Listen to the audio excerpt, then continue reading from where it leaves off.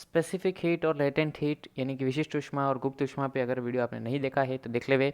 उन्हीं वीडियोस पे बेस्ड कुछ क्वेश्चंस और न्यूमेरिकल हम देखेंगे। आप पहले क्वेश्चन ट्राई करेंगे, आपसे ज़रूर हो जाएगा, नहीं होता है तो आप इनके सॉल्यूशन देखेंगे। ठीक है, शुरू करें। देखो, एनटीपी पर जल 100 डिग्री सेल्सियस पर उबलता है, सभी को पता है। तो गहरी खदान के अंदर जल किस ताप पर उबलेगा? तो आपको इसके लिए एक छोटी सी बात ध्यान होनी चाहिए, जो हमने इसी के जस्ट पहले एक वीडियो बनाया है जिसके अंदर सभी अपन ने बात की है गलनांक, क्वथनांक और जितने भी चेंजेस होते हैं मैटर में, ठोस से गैस, गैस से ठोस, द्रव से गैस, गैस से द्रव, जो भी, तो उसके अंदर भी हमने ये सब बात की है। तो वो बेसिक आपका क्लियर होगा तो ऐसे क्वेश्चन सभी आपसे इजीली हो जाएंगे।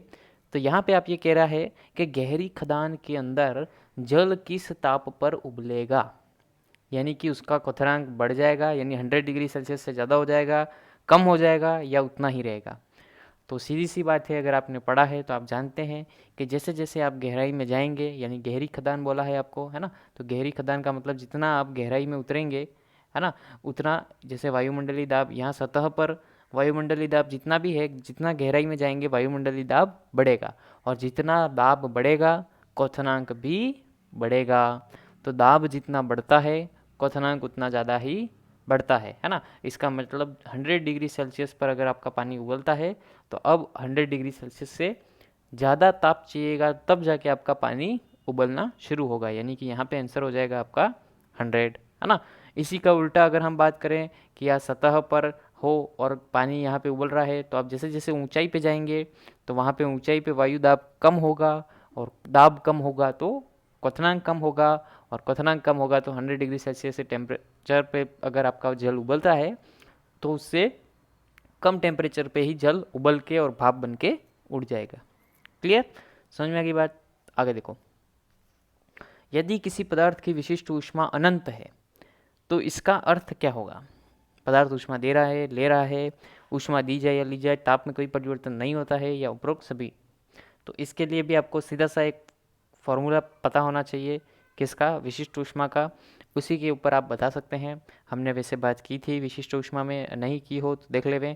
या तो आपको ये फॉर्मूला ऐसा दर्शाया जाता है, del Q upon del T और एम, है ना। विशिष्ट ऊष्मा क्या होता है, ये ऊष्माधारिता में हम एम का भाग दे देते हैं, वो इसकी विशिष्ट ऊष्मा है ना।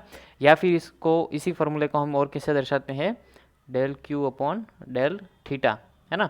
यहाँ पे डेल टी लो चाहे डेल थीटा लो, दोनों क्या है, ताप में परिवर्तन, है ना। क्यू तो ऊष्मा परिवर्तन, और एम यानी कि द्रव्यमान का आपको भाग देना है। क्लियर।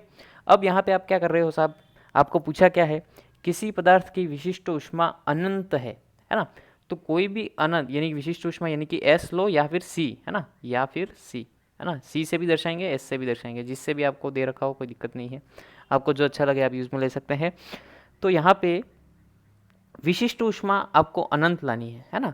तो हमेशा ध्यान रखना, फॉर्मूले में अगर कभी भी वैल्यू अनंत कब आती है, जब फॉर्मूले में जो बटे में है उसमें से कोई एक क्या हो, ज़ीरो हो, तब आपका जो वैल्यू होती है वो क्या होती है, अनंत होती है ना। यानी कि किसी भी बटे में ज़ीरो हो, जैसे कोई वैल्यू आ गई आपकी 2/0, है ना। इसका मतलब अगर बटे में ज़ीरो है, भाग में नीचे ज़ीरो है, उसकी वैल्यू कितनी होगी, अनंत। ओके, तो यहाँ पे या तो एम ज़ीरो होगा या डेल टी ज़ीरो होगा, है ना। यानी कि या तो द्रव्यमान या ताप में परिवर्तन, दोनों में से कोई एक ज़ीरो होगा। तो यहाँ पे आप हमेशा जानते हैं कि द्रव्यमान तो शून्य कभी होता नहीं है ना। परमाणु के इलेक्ट्रॉन का एकदम इतना सूक्ष्म है, उसका भी द्रव्यमान होता है, बहुत कम होगा लेकिन होगा, है ना। इसका मतलब द्रव्यमान शून्य नहीं होता, तो बचा क्या फिर, ताप में परिवर्तन, है ना। तो आपका ऑप्शन क्या हो गया साहब, ऊष्मा ली जाए या दी जाए, ताप में कोई परिवर्तन नहीं होगा, डेल टी या डेल थीटा की वैल्यू क्या होगी, ज़ीरो। इस तो आपका जो विशिष्ट ऊष्मा है वो कितनी आ जाएगी, अनंत। क्लियर। आंसर तो 2 मिनट में, 2 सेकंड में तुरंत बता सकते हैं, लेकिन आंसर कैसे आया वो बताने का प्रयास कर रहे हैं, इसलिए थोड़ा आपको लेंदी लग सकता है, लेकिन यही आपके भविष्य में काम आएगा, है ना। डायरेक्ट आंसर बता दूंगा, कहीं आपके पल्ले नहीं पड़े तो फिर कोई मतलब नहीं रहेगा, है ना। तो ध्यान से देखें, सब कुछ समझ में आ जाएगा, आपसे भी हो जाएगा, लेकिन थोड़ा सा ध्यान देना पड़ेगा। ओके। नियत ताप पर एक ठोस पदार्थ के इकाई द्रव्यमान को ठोस अवस्था से द्रव अवस्था में परिवर्तित करने के लिए आवश्यक ऊष्मा की मात्रा क्या कहलाती है? तो ये तो सीधी सीधी सी परिभाषा है साहब, आपने पढ़ा था विशिष्ट ऊष्मा गुप्त ऊष्मा में। अब यहाँ पे जल्दबाजी ना करें, यहाँ पे आपको क्लियर दे रखा है कि पदार्थ ठोस से द्रव में परिवर्तित हो रहा है नियत ताप पर, है ना। तो ये है तो गुप्त ऊष्मा, लेकिन आपको क्लियर दे रखा है कि ठोस से द्रव, है ना। तो ये कौन सी होगी? गलन की गुप्त ऊष्मा। अगर आपको यहाँ पे ये नहीं दिया होता और कुछ और दिया होता तो आप गुप्त ऊष्मा भी रख सकते हैं, लेकिन कब? जब ये नहीं दिया हो। अभी आपको दिया हुआ है कि गलन की गुप्त ऊष्मा, तो आपको क्या राइट करना है? गलन की गुप्त ऊष्मा। क्लियर? आगे देखो, जब 5 किलो जल के ताप को 20 डिग्री सेल्सियस से बढ़ाकर इसका क्वथनांक तक इसको ले जाया जाता है तो इसके द्वारा ग्रहण की गई ऊष्मा होगी। निकालो ऊष्मा, क्यू की वैल्यू निकालनी है साहब। कैसे निकालोगे? करो प्रयास। ग्रहण की गई ऊष्मा निकालनी है हमको, तो क्यू बराबर क्या आ जाएगा? एम सी डेल थीटा, है ना। वही विशिष्ट ऊष्मा वाला फॉर्मूला लगाया है, उस विशिष्ट ऊष्मा वाले फॉर्मूले से हमने क्यू निकाल दिया है ना, वही डेल क्यू भी लिख सकते हो आप इसको। ग्रहण की गई ऊष्मा कितनी होगी, है ना। तो डेल क्यू बराबर कितना आ जाएगा आपका? एम सी डेल थीटा, है ना। तो एम कितना दे रखा है आपको? 5 किलो लिख दिया, ठीक है। अब सी आपको किलो जूल में दे रखा है, लेकिन हम लेंगे भी किलो जूल में ही, क्योंकि आपको आंसर भी सभी किस में दे रखे हैं? किलो जूल में, है ना। तो आपको किलो में ही लेना है, कोई दिक्कत नहीं है। तो सी को आप डायरेक्ट 4.2 किलो जूल में दे रखा है, किलो जूल में ही ले लेंगे। Into del theta, del theta कितना दे रखा है साहब? दे नहीं रखा है, आपको कह रखा है कि 20 डिग्री से कहाँ तक ले गए हैं? क्वथनांक तक। तो क्वथनांक कितना होता है आपको पता होगा? 100 डिग्री, है ना। माइनस कितने कहाँ से ले गए थे? 20 से। तो कितना हो गया साहब? 5 इंटू 4.2 इंटू 100 - 20, यानी कितना हो गया? 80। क्लियर? अब इसका गुणा करा दो आप, कितना आ जाएगा? ये लगभग आ जाएगा आपका, गुणा करा दोगे तो 1680 के आसपास आपका आ जाएगा। तो देखो, और ये किलो जूल में ही आएगा, है ना, क्योंकि हमने सी की जो वैल्यू ली थी वो किलो जूल में ही ली थी। तो ये आ गया आपका 1680 किलो जूल। ओके, तो हमेशा ध्यान रखें क्वेश्चन में आप क्या ले रहे हैं, मात्रक देखने के लिए आपको आंसर भी किस में दे रखा है वो देख ले। तो यहाँ पे आपको एक सभी किलो जूल में दे रखे थे, और इसलिए हमने सी की वैल्यू भी किस में ली?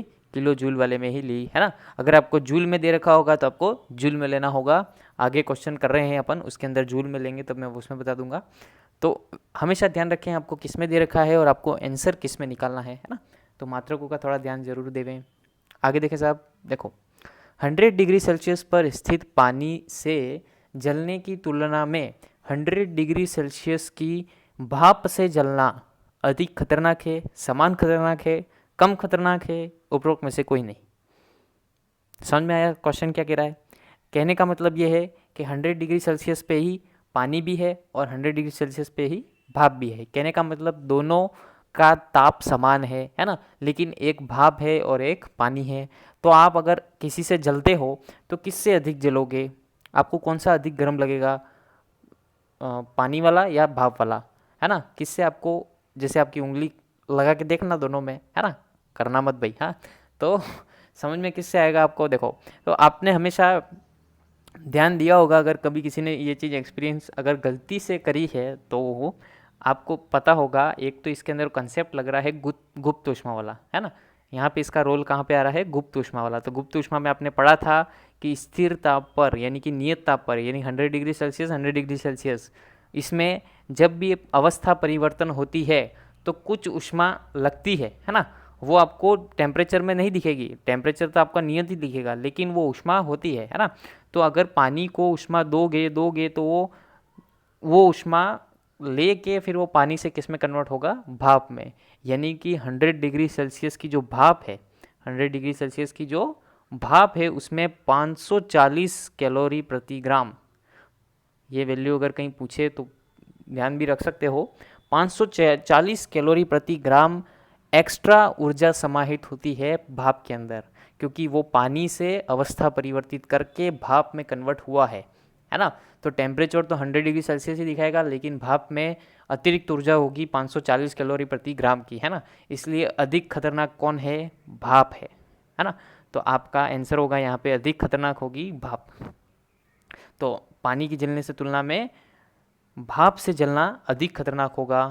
अब इसका एग्जाम्पल, सबसे बढ़िया एग्जाम्पल, अगर आपने घर में रोटी बनाई होगी, है ना, नहीं बनाई है तो बनाएं, घर पे सभी को अपना खाना बनाना आना चाहिए, है ना।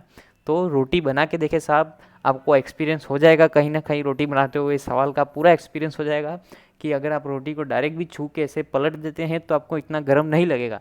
लेकिन जब रोटी फूल जाती है और फिर हल्की सी गई से गलती से फूट जाती है ना, सतह क्रैक हो जाती है कहीं से और अंदर से भाप निकलती है, तो वो भाप इतनी ज़्यादा गर्म लगती है कि आप रोटी को तो भले पकड़ सकते हो, लेकिन उस भाप निकल रही है वहाँ पे 2 सेकंड भी उंगली नहीं रख पाओगे, छाला हो जाएगा भाई साहब, है ना। तो वो भाप ज़्यादा गर्म लगती है। क्यों लगता है, क्यों उससे ज़्यादा खतरनाक होती है? क्योंकि गुप्त ऊष्मा वाला कॉन्सेप्ट यहाँ पे लग रहा है। ठीक है साहब, आगे देखें। लास्ट क्वेश्चन देखो साहब, 50 ग्राम तांबे को गर्म करने पर इसका तापक्रम 10 डिग्री सेल्सियस तक बढ़ जाता है। यदि समान परिमाण की ऊष्मा 10 ग्राम पानी को दी जाए तो इसके तापक्रम में वृद्धि होगी।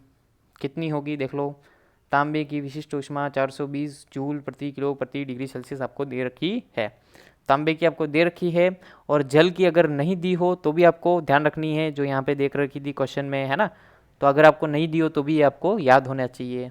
ओके, देखो साहब, करे क्वेश्चन, लगाओ आप दिमाग।